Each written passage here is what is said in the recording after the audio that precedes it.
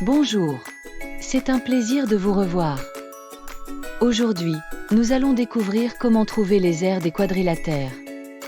Peux-tu nommer ces quadrilatères? Nous avons un parallélogramme, un losange et un cerf-volant. Regardons ce parallélogramme. Comment trouver son aire? On peut diviser le parallélogramme en deux parties. Ensuite, déplaçons la pièce jaune. Quelle forme prend-il? Il forme un rectangle.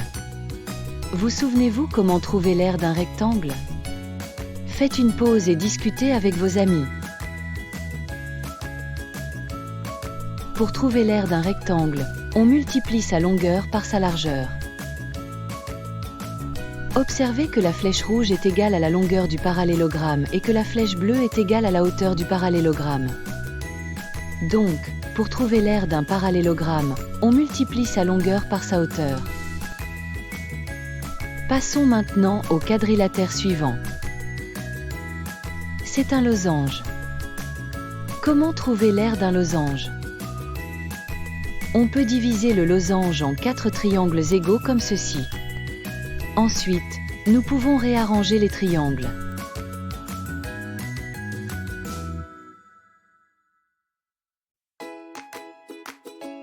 De quelle forme se forment les morceaux du losange?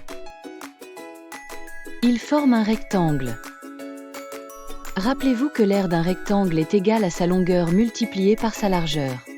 Observez que la flèche bleue est égale à la moitié de l'une de ses diagonales et que la flèche rouge est égale à la longueur de son autre diagonale. Ainsi, l'aire d'un losange est égale à la moitié de l'une de ses diagonales multipliée par l'autre diagonale. Regardons maintenant le dernier quadrilatère. C'est un cerf-volant. Comment trouver l'aire d'un cerf-volant? On peut diviser le cerf-volant en 4 triangles comme ceci. Ensuite, nous pouvons réarranger les pièces.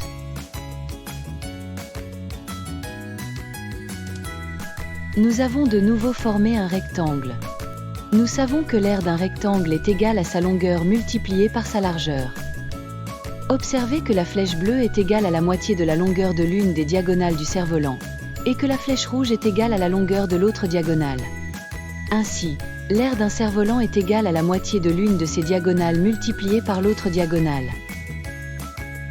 Résumons ce que nous avons appris sur la détermination des aires des quadrilatères.